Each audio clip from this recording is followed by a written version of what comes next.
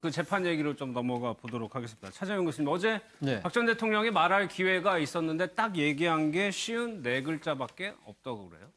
말을 최대한 안 했습니다. 그렇죠. 박근혜 전 대통령 입장은 뭐 일관되지 않습니까? 이 재판을 좀 바라보고 있는 그 박근혜 전 대통령 입장은 뭐 처음부터 끝까지 모든 혐의를 다 부인하고 있는 거기 때문에 네. 본인 입장에서는 본인이 지금 어제 인정신문 과정에서는 뭐 왈가왈부하고 싶은 마음이 없었겠죠. 그러나 어제 뭐 박근혜 전 대통령은 말을 안 했지만 유영하 변호사는 충분하게 박근혜 전 대통령에게 주어진 여러 가지 혐의들에서 나름대로 그렇죠. 상당히 조목조목 네. 비판을 했습니다. 그리고 특히 뭐 또 그 담당 검사들한테는 이 검사들의 부적절한 돈봉투 만찬까지 거론하면서 당신들이 수뢰죄로 오히려 기소가 돼야 되는 거 아니냐는 네. 식으로 그렇게 공격을 할 정도로 상당히 날이 선 하나의 장면을 보여줬습니다만 저는 박근혜 전 대통령은 어쨌든 아마 상당한 시간이 소요가 되겠지만 재판 내내 아마 이러한 상당히 필요할 때만 말을 하고 본인이 직접적으로 말을 많이 안 하는 쪽으로 이야기를 하지 않을까.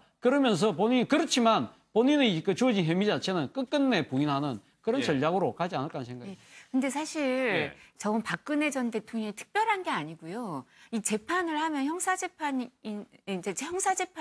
피고인이 항상 출석을 해야 됩니다. 민사재판은 대리인만, 변호사만 출석을 해도 되는데요. 근데 그런 형사재판의 경우에 당사자가 말을 별로 안 해요. 항상 원래? 피고인은. 피고인이 말할 기회가 별로 없고요. 그러니까 최순실 씨가 말을 많이 한 거예요.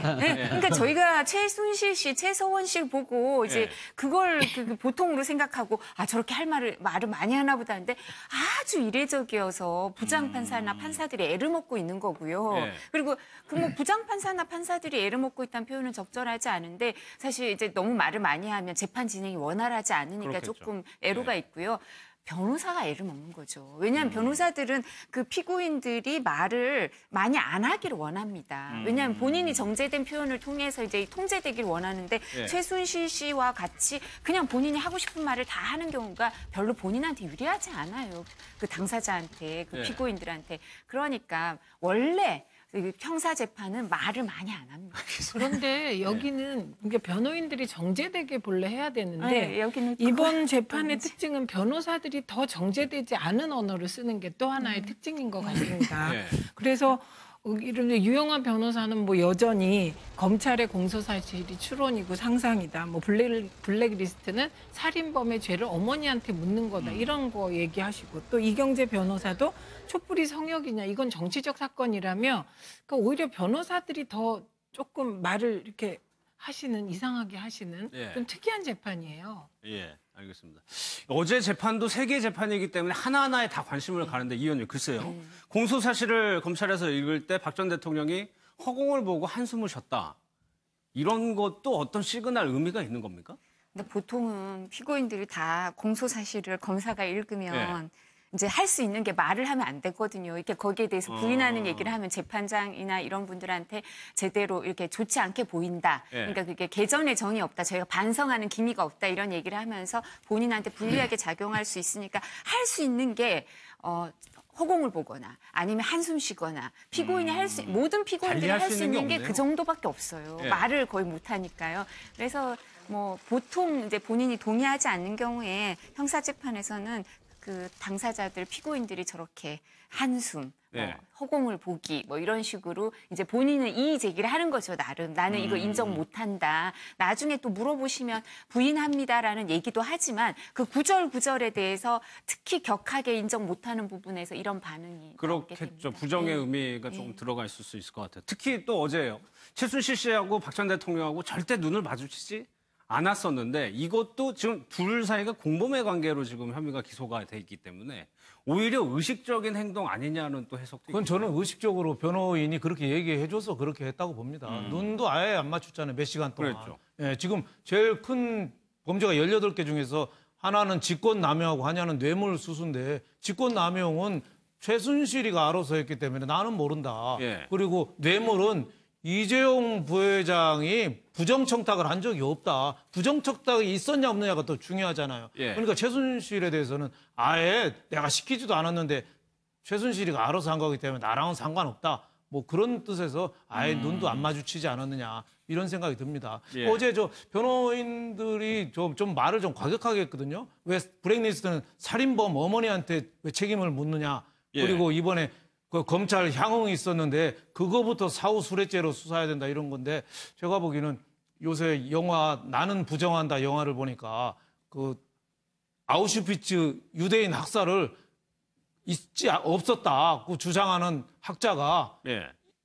그 대량 학살이 있었다고 하는 사람은 명예훼손으로 고소를 한 거예요. 근데 그거는 피고소인이 그 아우슈비츠 대량 학살이 있었다는 거를 증명을 해야 돼 영국 법정에서는. 예. 그때 그 변호인들이 세 가지 전략 택하더라고요. 하나는 변호인들이 말하면서 저 고소인을 눈도 안 쳐다보더라고요. 눈 보면 흥분한다고. 그리고 피소당한 대학 교수 그 사람은 아예 말할 기회도 안 주더라고요. 예. 말하면 너도 흥분한다 이거지. 그리고 아우슈비츠에서 살아남은 사람들 그 사람들한테도 말할 기회를 안 줘요. 그러면은 옛날 과거 기억을 잘못 되살려서 잘못된 증언을 하면은 재판이 뒤바뀐다 이거죠. 예. 그러니까 모두가 아는 대량 학살도 이렇게 냉정하게 전략을 갖고 하던데 내가 보기에는 박근혜 전 대통령이 정말 없었다는 걸 하려면은 예. 저렇게 정치적인 사건이라 엮였다 이런 식으로 구호나 이렇게 하지 말고 예. 진짜 법리를 하나하나 정말 철저히 따져서 그 디테일한 걸로 파고 들어가서 승부를 봐야지 저렇게 우리는 피해자다. 네. 살인범 어머니한테 무슨 책임이 있느냐 이런 식으로 정치적인 구호를 남발하는 거는 제가 보기엔 재판 전략상 그렇게 좋지 않은 걸로 보인다 이런 생각이 듭니다. 예. 네, 사실은 지금 이제 변호인단 규모로는 지금 우리 윤 대표님 말씀하신 것처럼 그렇게 하는 게 바람직한데 변호인단 규모로는 사실 그게 어렵거든요. 그러니까 예. 아마 제 생각이면 제가 변호인이라면 이제 삼성 사건하고 연결돼 있으니까요. 예. 이재용 부회장이 변호인들이 어떻게 하는지를 볼 겁니다. 그래서 왜냐하면 일관된 입장을 펴는 게 좀 그렇겠죠. 유리하니까요. 뇌물죄와 관련해서 강요죄 뭐 또 인정되든 또 그건 다음 문제고요. 그래서 아마 그 재판을 계속 좀 미루고 싶어하는 게 이재용 부회장 재판이 진행되는 걸 보고 뇌물죄가 형에 있어서 제일 큰 이제 예. 포션을 차지하거든요. 그러니까 그 부분은 전략을 갖고 와서 그대로 좀 그 논리를 이제 같이, 그대로 공유하면 가져온다는 거죠? 되니까 예. 공유하면 되고 그리고 사실 저희 연선 동기나 대학 동기들이 다 이 사건들 부장인데요. 제가 예. 물어보진 않았지만 본인들끼리는 어느 정도 얘기를 할 수밖에 없어요. 왜냐하면 사건 진행 속도도 봐야 될 거고 그렇겠죠. 그리고 이 예. 사건이 어떤 건 필요적 공범인데 어떤 거는 뭐 이제 무죄 나고 어떤 건 유죄 나고 이럴 수도 없을 거고 이런 거 비슷하게 변호인들도 아마 전략을 이제 그 삼성 사건에서 워낙 잘하고 있을 거니까 그걸 갖고 와서 볼 거고요. 그래서 규모 면이나 이 사건 진행 속도나 이런 걸 봤을 때 변호인들 지금 상황으로는 이 사건을 법리적으로 따지기가 힘들 거예요. 삼성 사건에 관련해서 증인 진술 조서가 한 153명께 있다는데 그걸 다 부인해서 그 153명 다 증인으로 나오라 그랬다는 거거든요. 근데 뭐 지금 신동빈 회장 같이 기소돼 있으니까 그 사건 있고 또 딴 사건들도 있으니까 뭐 이 박 대통령 측의 박 전 대통령 측의 변호인들 주장으로는 자기들 증인 부를 사람이 한 400명 있다는 얘기예요. 근데 법원에서 다 받아줄 수는 없고요. 6개월 안에 사건을 끝내야 되니까요. 예. 그래서 이런 어려움이 있는데 그래서 아마 변호인들은 그리고 이거 다 하기가 어려우니까 자신들은 이걸 정치적으로 해결해야 되고 정치적으로 해야지 뭐 다른 상황이 이제 돌파구가 있다고 생각하는 것 같은데요. 예. 이제 일반적인 변호사들 생각하고 많이 다르죠. 그러니까 초질간 정치적으로 좀 접근을 하고 있는 것 같아요. 유영하 변호사, 이경재 변호사의 주장에 대해서 특검의 특별수사관이었던 신재훈 변호사가 좀 반론을 펼쳤습니다. 그 내용을 한번 좀 들어보겠습니다.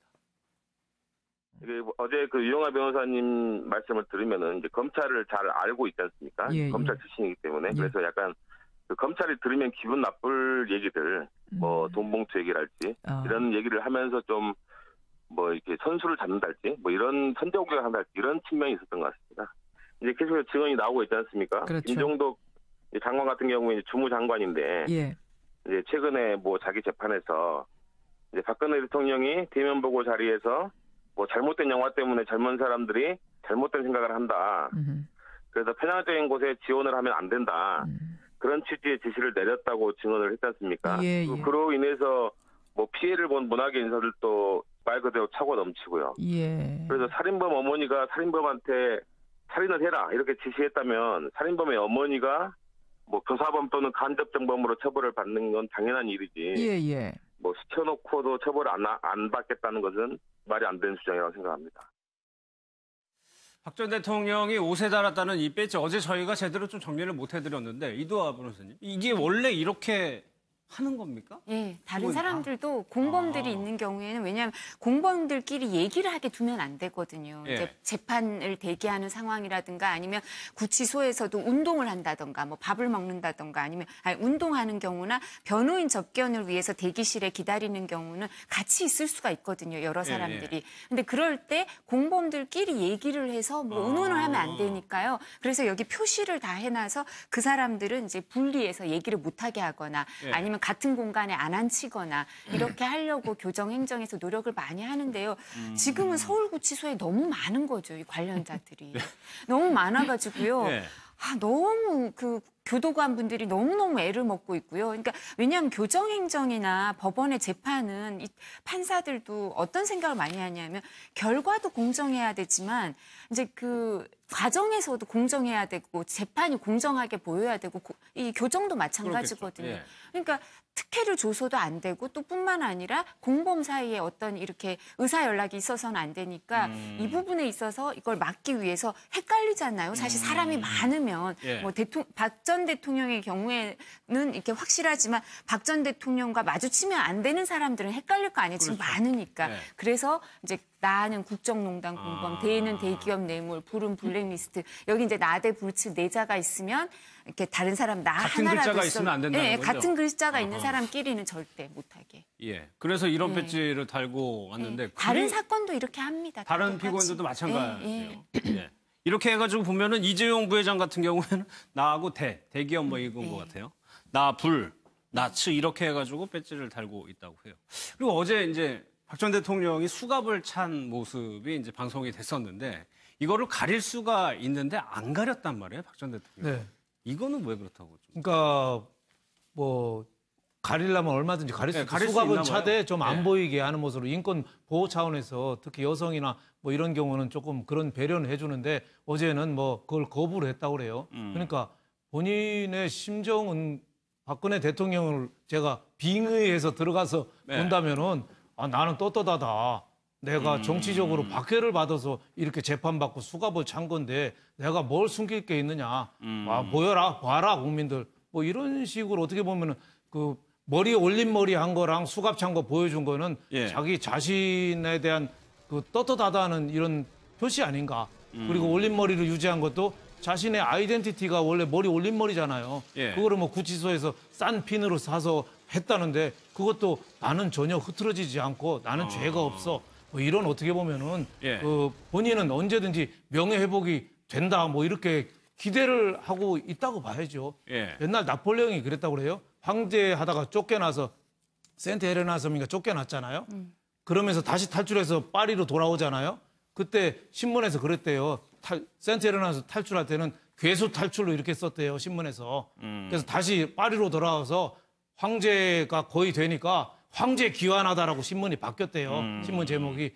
그럴 정도니까 제가 보기에는 박근혜 전 대통령도 내 명예는 언제든지 회복될 거야. 저는 이런 그런 강한 집념 뭐 이런 걸 갖고 있지 않느냐. 저는 제가 빙의해서 들어가서 생각해 보니까 그럴 것 같다는 생각이 듭니다. 그러니까 저렇게 그 수갑도 보여주고 올림머리도 하여튼 싼 거래도 이렇게 끝까지 하고 하는 모습이 그런 몸부림 아닌가 저는 제스처가 바로 생각이다 이렇게 생각이 들었습니다. 그러니까 18가지 혐의를 부인하는 거하고 어떻게 보면 일맥상통하는 모습들을 어제 보여줬다고 할 수가 있어요. 그렇죠. 박근혜 전 대통령은 뭐 그 일관되지 않습니까? 제가 그때 그 대통령 파명되기 전에도 뭐 여러 인터뷰 또 기자 간담회를 통해서 자신의 혐의를 강하게 부인을 해왔고 한 번도 본인이 지금 그 조금이라도 인정하는 모습을 보이지 않았지 않습니까? 그렇기 때문에 어제 수갑을 찬 모습을 그대로 노출시킨다든지 그리고 또 본인이 올림머리를 했던 그 이전의 모습을 그대로 고수한다든지 그런 부분들에 대해서는 내가 조금이라도 흐트러진 모습을 보이지 않겠다. 내가 조금이라도 굽히는 모습을 보이지 않겠다.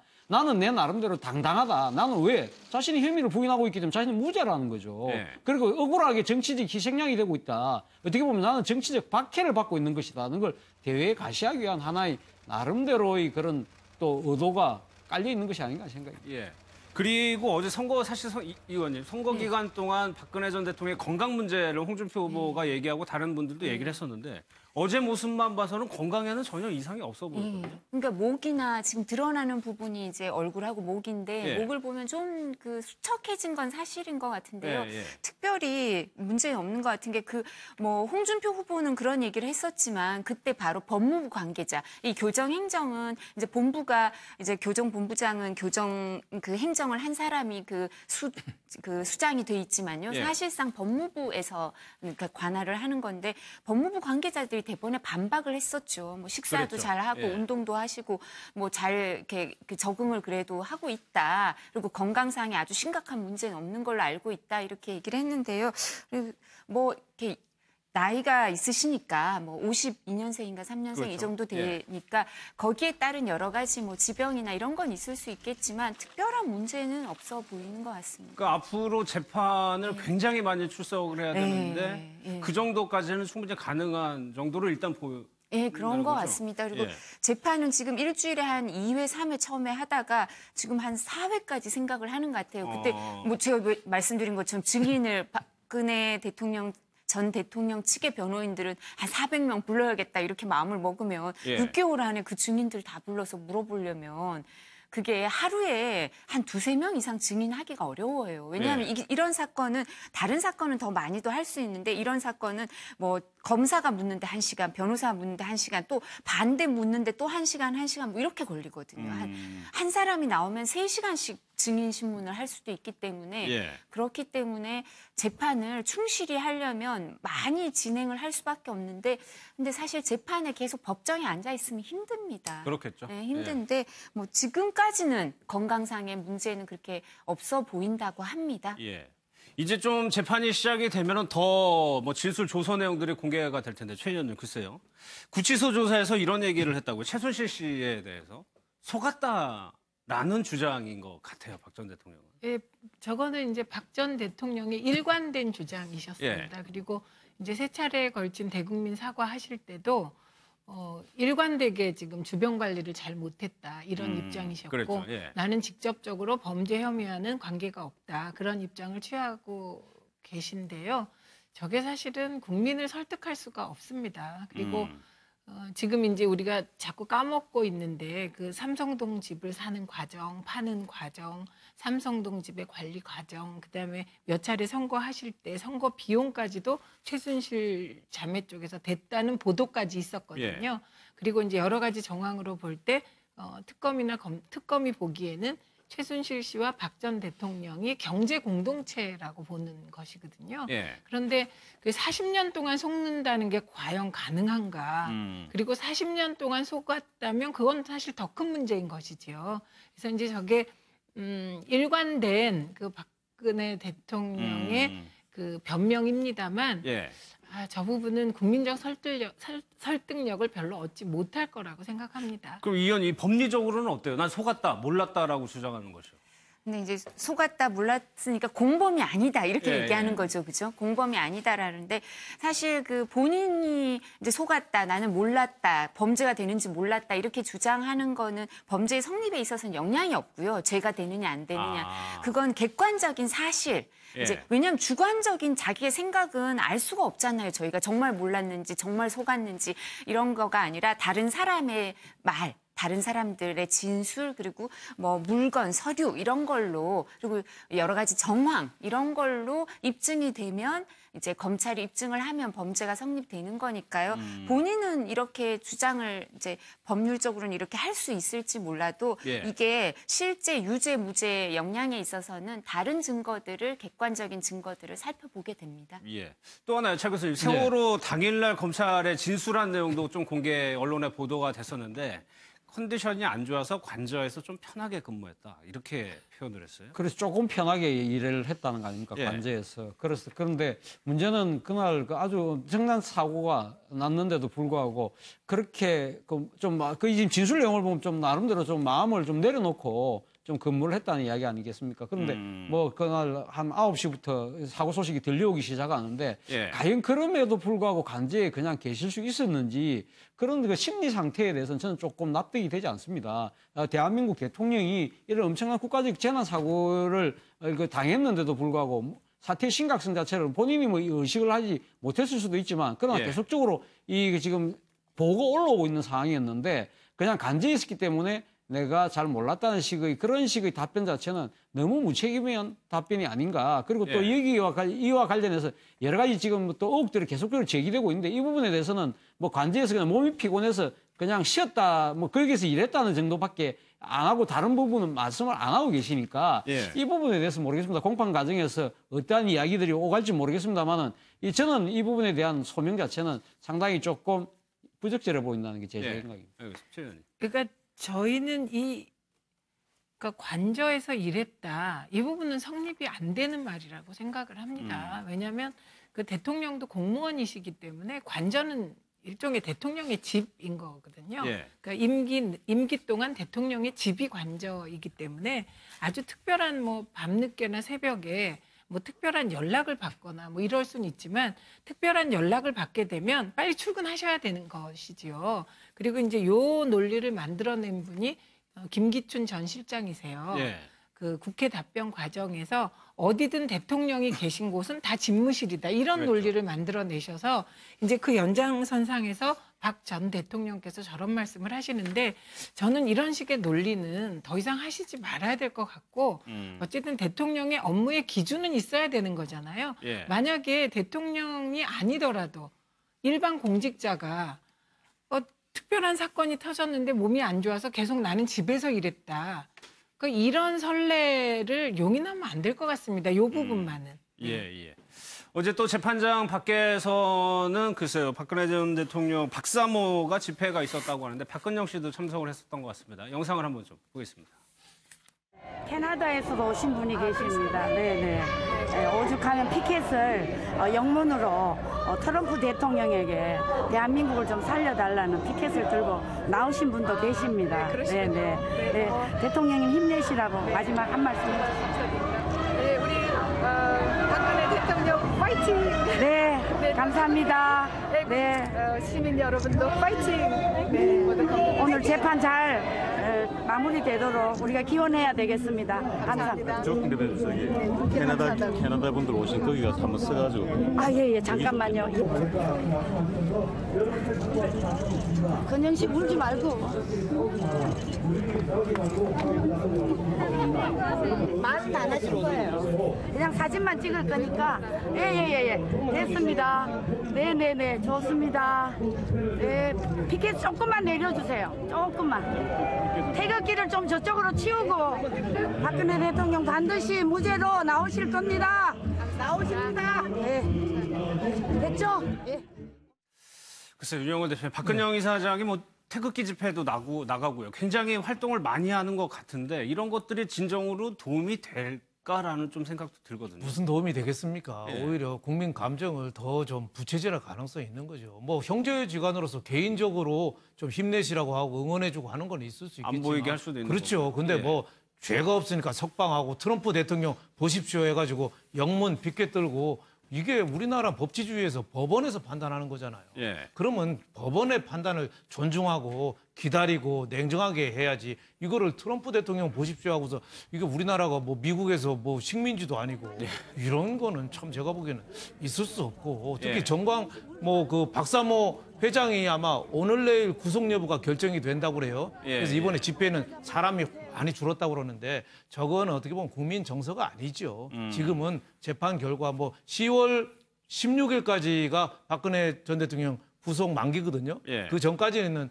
그 정도 되면은 재판 결과가 나오니까 모든 국민들은 좀 침착한 가운데서 예. 재판을 좀 냉정하게 지켜보는 거 그게 옳은 태도가 아니냐. 어저께 보면은 대통령을 재판하는 걸 어떻게 보면 자기를 있는 걸 나타내기 위한 또 그런 계제로 삼는다는 게 예. 국민 한 사람으로서 보기가 좀 좋지 않습니다. 영어로 피켓을 만들어 와가지고 집회를 했습니다. 예. 이 부분 한번 좀 볼게요. 이두아 의원님. 어제 유영하 변호사가요. 지금 뭐 한웅재 부장검사도 그렇고 돈봉투 사건 때문에 지금 감찰을 받는 상황인데 그거를 직접적으로 지적을 했단 말이에요. 예. 이게 신경전입니까? 뭡니까? 예, 신경전이죠. 이제 네. 기선을 제압한다 이렇게 얘기도 할 수 있고요.